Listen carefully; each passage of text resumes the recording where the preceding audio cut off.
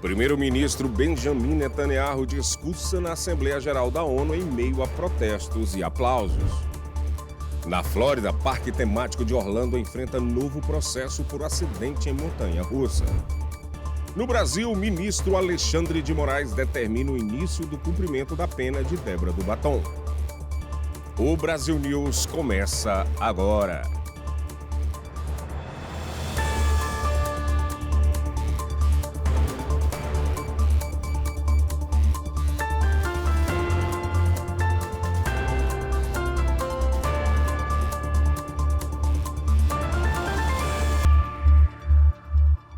Boa noite. Em discurso na Assembleia Geral da ONU nesta sexta-feira, o primeiro-ministro Benjamin Netanyahu disse que o mundo não deve esquecer o ataque a Israel em 7 de outubro e prometeu continuar a ofensiva contra o grupo terrorista Hamas. Netanyahu mandou uma mensagem aos reféns que ainda estão em Gaza.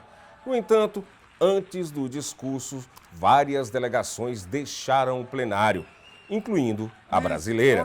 Outros aplaudiram o líder israelense de pé. Vamos ouvir um trecho do que ele disse. I've surrounded Gaza with massive loudspeakers connected to this microphone in the hope that our dear hostages will hear my message. We have not forgotten you, not even for a second. The people of Israel are with you. We will not falter and we will not rest until we bring all of you home. Um novo processo foi aberto contra um parque temático de Orlando por supostas lesões após passeio em montanha-russa. A repórter Lorena Gomes tem as informações. A nova ação foi movida por uma mulher que alega ter sofrido lesões permanentes após um passeio na montanha-russa Stardust Racers do parque Epic Universe. Segundo a denúncia, ela bateu a cabeça violentamente no encosto do assento, o que teria resultado em danos físicos significativos. A vítima acusa o parque de não oferecer equipamento de proteção adequado e de não alertar os visitantes sobre os riscos envolvidos na atração. A Universal ainda não se pronunciou sobre o assunto.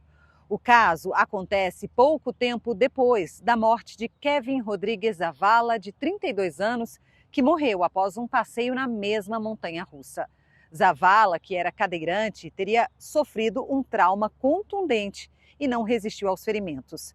A morte foi classificada como acidental, mas a família segue cobrando transparência e pedindo a divulgação de imagens, relatórios de inspeção e detalhes sobre o funcionamento da atração. O corpo de Zavala foi sepultado nesta sexta-feira em Kissimmee. E uma equipe de mergulho da Patrulha de Fronteira dos Estados Unidos realizou uma apreensão histórica de drogas em Port Miami. Segundo a investigação, mergulhadores especializados localizaram o que as autoridades chamam de carga parasitária, que são drogas presas ao casco do navio, escondidas abaixo da água e visíveis somente a mergulhadores. Ela teria vindo da República Dominicana. A estrutura continha cerca de 3,5 kg de cocaína. Os agentes usaram ferramentas de corte subaquático para remover o material com segurança. Segundo o Departamento de Proteção de Fronteiras e Alfândega, esta é a primeira interceptação do tipo registrada em Miami. Para as autoridades, a apreensão ocorrida na terça-feira é um exemplo de como as táticas criminosas estão evoluindo junto com o avanço das técnicas de fiscalização subaquática. Não há informações sobre prisões relacionadas ao caso até o momento. E a tempestade tropical Humberto se tornou um furacão na manhã desta sexta-feira, atingindo ventos de 120 km por hora. Ele foi classificado como categoria 1 pelo Centro Nacional de Furacões. Humberto é o terceiro furacão e a 8ª tempestade nomeada da temporada do Atlântico de 2025. Previsões indicam fortalecimento significativo com a possibilidade de ganhar mais força e subir de categoria. A expectativa é de que Humberto siga para o alto mar, se distanciando da costa leste do país. Enquanto isso, os meteorologistas monitoram de perto a evolução de uma possível tempestade tropical nos próximos dias, mas que já está causando impactos na Carolina do Sul, com ventos fortes e chuvas intensas, provocando risco de inundações e transtorno para a região. As autoridades alertam para a possibilidade de impacto mais significativo na costa leste nas próximas semanas. E um ex-policial de Miami-Dade foi preso por se passar por agente da lei usando credenciais antigas. O suspeito Paul Flutie, de 39 anos, foi abordado por um agente em Deltona, no condado de Volusia. As câmeras corporais mostraram a ação. Flutie estava em um carro estacionado em uma residência. Ao ser questionado, ele diz que trabalha com a U.S. Marshals para localizar uma menina desaparecida que fugia da polícia. Flutie chegou a mostrar o antigo distintivo e foto das credenciais no celular. No entanto, mais tarde, a polícia descobriu que ele não pertencia a nenhuma força federal e que foi demitido do Departamento de Polícia do Condado de Miami-Dade no início do ano. Horas depois da abordagem, Flutie foi preso por se passar por um policial. O suspeito pagou uma fiança de $2.000 e foi liberado. Ele chegou a dizer à polícia que mostrou as credenciais por engano, pelo hábito, mas de forma acidental. A seguir, 6 pessoas foram presas após arrastão em prédio no interior paulista. Até já!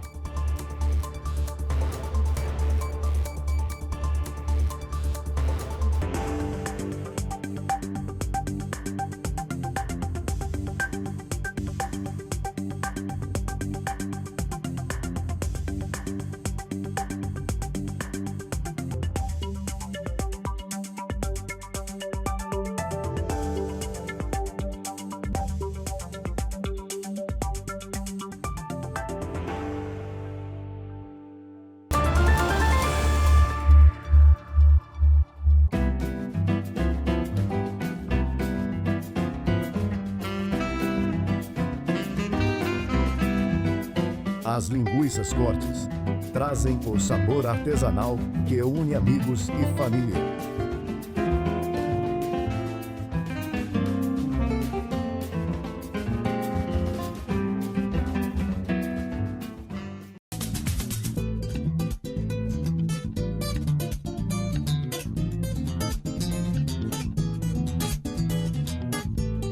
O açaí Triunfo é a sua fonte de energia natural e saborosa.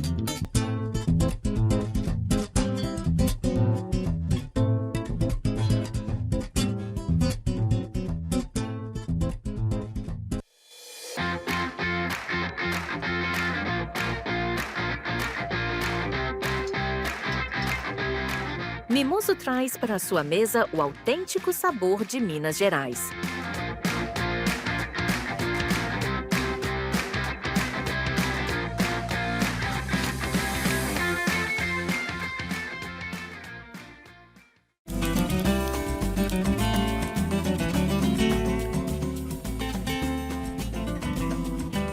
Transforme seu churrasco em uma experiência inesquecível com o mineiro.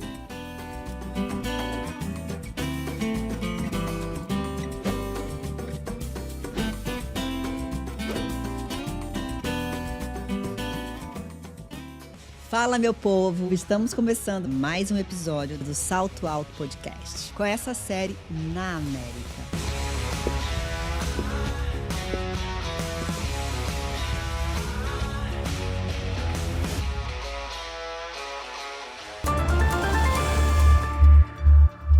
Agora você fica com as principais notícias do Brasil com a correspondente Arlene Valieiro.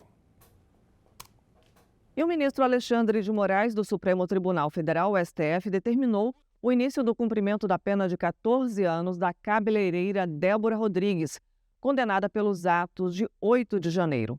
Ela ficou conhecida por usar um batom para escrever na Estátua da Justiça a frase "Perdeu Mané", fecha aspas.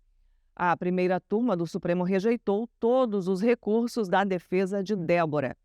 Em ofício à Vara de Execuções Penais de Paulínia, no interior de São Paulo, Moraes pediu a emissão do atestado de pena e as providências para o início da execução.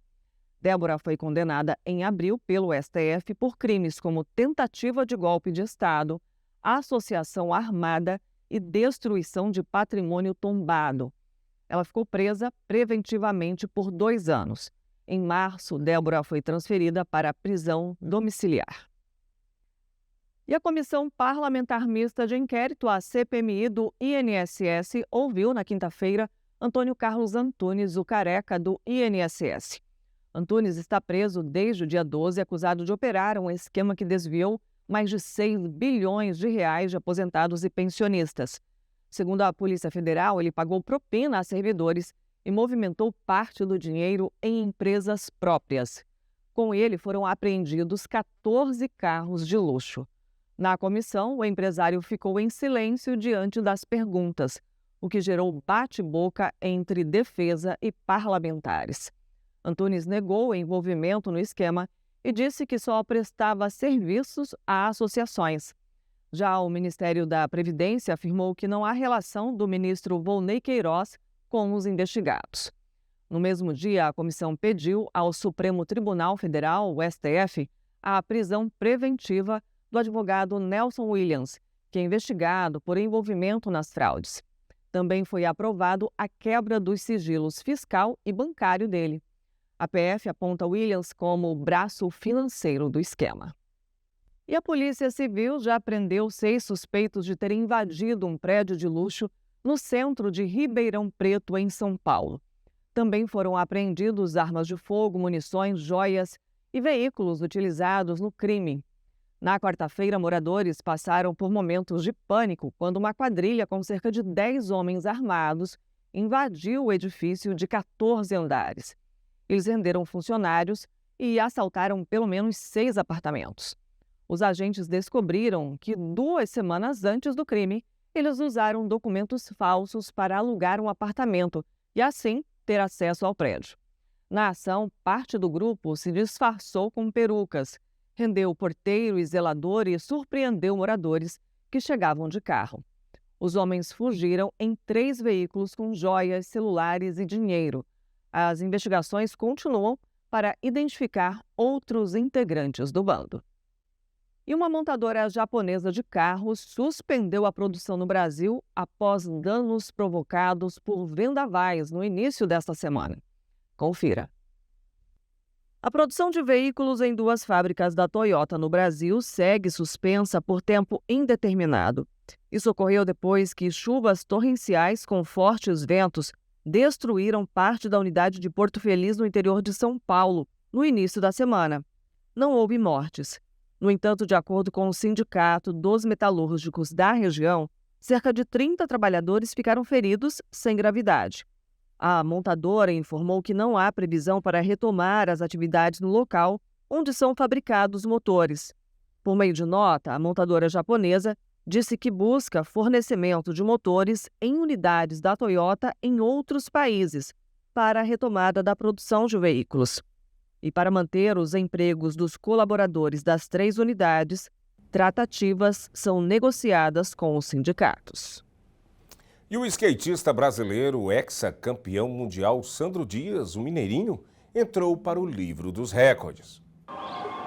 O skatista Sandro Dias, o mineirinho, quebrou 2 recordes mundiais na quinta-feira ao descer uma mega rampa instalada em um prédio de 22 andares em Porto Alegre.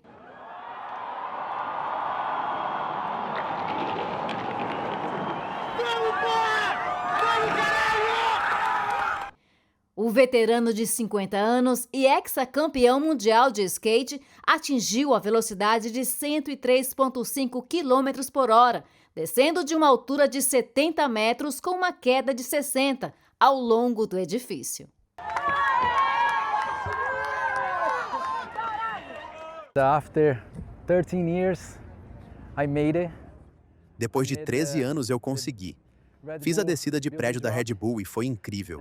Foi uma experiência muito louca para mim. Very crazy experience for me.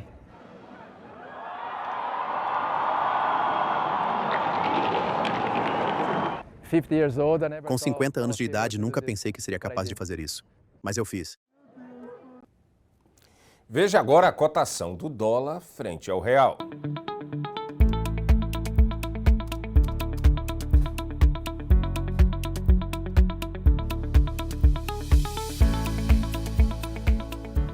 E esta edição do Brasil News termina aqui, mas você pode rever todas as notícias no nosso canal no YouTube.